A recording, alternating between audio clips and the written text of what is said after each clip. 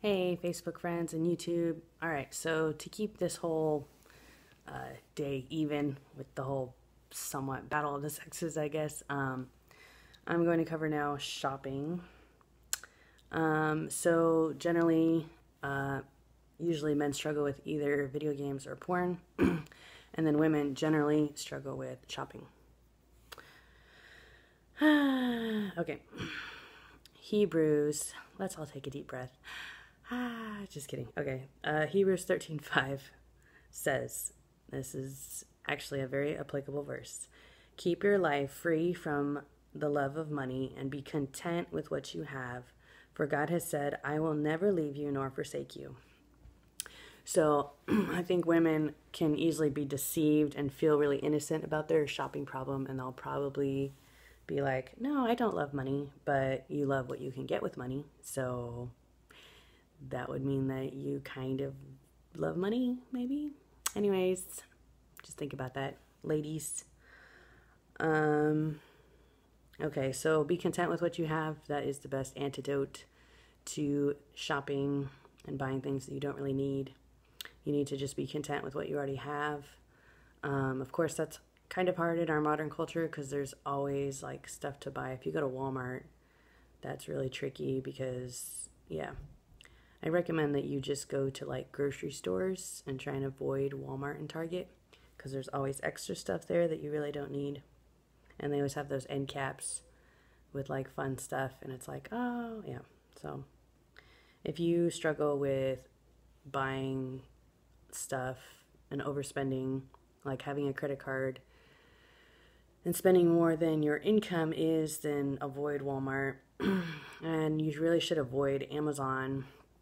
Or if you do use Amazon, just use it to get like snacks or toilet paper or something. All right, 1 John 2:15 says, do not love the world or the things in the world. If anyone loves the world, the love of the Father is not in him. So shopping is loving the world because you're loving the things that you can buy in the world, material goods, material possessions. So you got to be careful about that. Obviously, sometimes you need stuff, but it's good to distinguish between a want and a need. So when you're thinking about buying something, say, ask yourself, I want this, but do I really need it? Do I already have this? Do I already have enough of this? Why do I think that I need more of this if you already have it? So just analyze that. The love of money is the root of all evil, 1 Timothy 6:10. That's really important to remember. Because if you love money, then you're not loving people. I love how Rick Warren said, you can either use money and love people, or you can use people and love money. So watch out for that. Make sure that you are loving people and just using money, like using it as a tool to get the things you need, like food and clothes. Another verse says that with food and clothing, with these things, we should be content. So as long as you have plenty of food and plenty of clothes, try and keep it to that. I mean, sometimes it can be nice, like if you feel like, well, that's the tricky thing. I think women buy things because they feel like they deserve a reward. But then you should analyze, why do I feel like my reward has to be a material thing? Because, and you all know how this is, you buy something and it makes you happy to buy it, and then it makes you happy when you get it. But then after time, you're just like, meh, like you don't really care about that thing. So then it's like, what's the point? It's a chasing after the wind. It really is. Chasing after the wind. Luke 12, Jesus said, take care and be on your guard against all covetousness, for one's life does not consist in the abundance of his possessions. What should your life consist of? It shouldn't be about how many cool things you can get in your house. It should be about how many people you can save and bring to heaven with you. I mean, that should be the number one focus and goal of your life. That's mine. That's why I'm making these videos, or at least it is now more than it was. But I used to be so focused on what I could buy. I was looking at Amazon, I don't even know, maybe 6 or 7 times a day, just looking up stuff, oh, that would be cute. Oh, that'd be fun to have.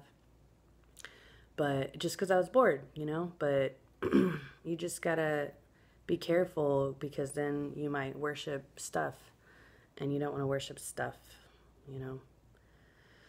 You cannot love God and money. You cannot love God and stuff. You can only either love God or stuff. Yeah. Matthew 6:19, do not lay up for yourselves treasures on earth where moth and rust destroy, but lay up for yourselves treasures in heaven. I don't think that that's necessarily applying to giving all your money to church. I think this can be church and it's free, so that's what's really great about YouTube and Facebook. I mean, it can be good to go sometimes, but overall, I think church is kind of unnecessary now that we have the internet.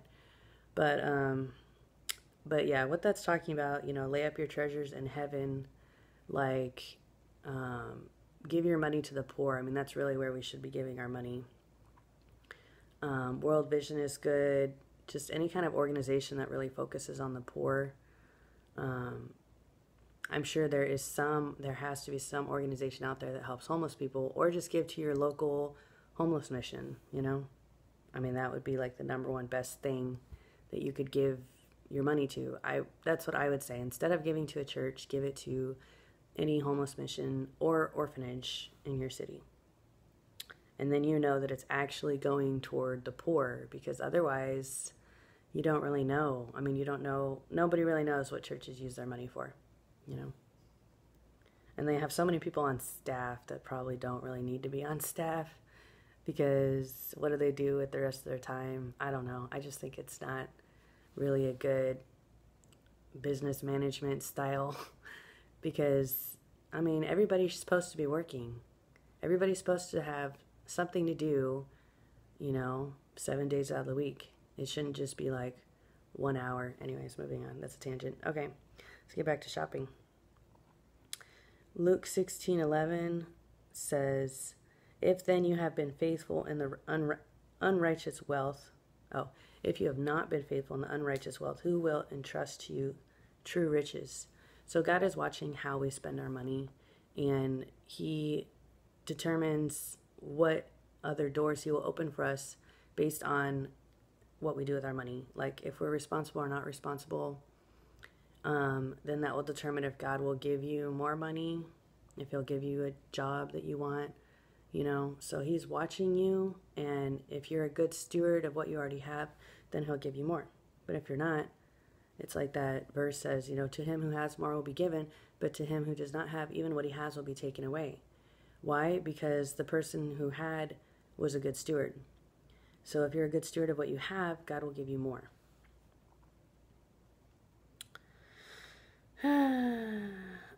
Do not love the world or the things in the world. I think I already said that verse. No one can serve two masters, for either he will hate the one and love the other, or he will be devoted to the one and despise the other. You cannot serve God and money. And it's such a lie of Satan that, you know, when you're thinking about stuff, women are like, well, I'm not thinking about money, but you're thinking about things that money can buy. So it is the same thing. So whatever you think about the most, that's what you worship. If you're thinking about money and stuff that you can buy, then that's what you worship. Then you worship money. If you're thinking about God the most, then you worship God. So just think about that, analyze that, check yourself before you wreck yourself. Check your heart, check your thoughts before it's too late, and before you realize, like, wow, I guess my focus and my worship is on the wrong thing, you know? Like, it's really important what we think about. Whatever you think about the most, that's what you worship. That's your God. And God said, you shall have no other gods before me.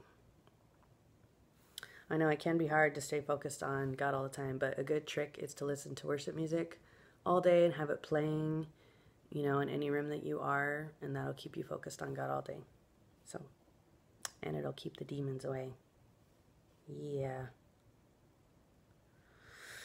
So, and then the last verse on this, Luke 12:33, Jesus said to the rich young ruler, sell your possessions and give to the needy. You know, he told him, sell all that you have and give to the poor.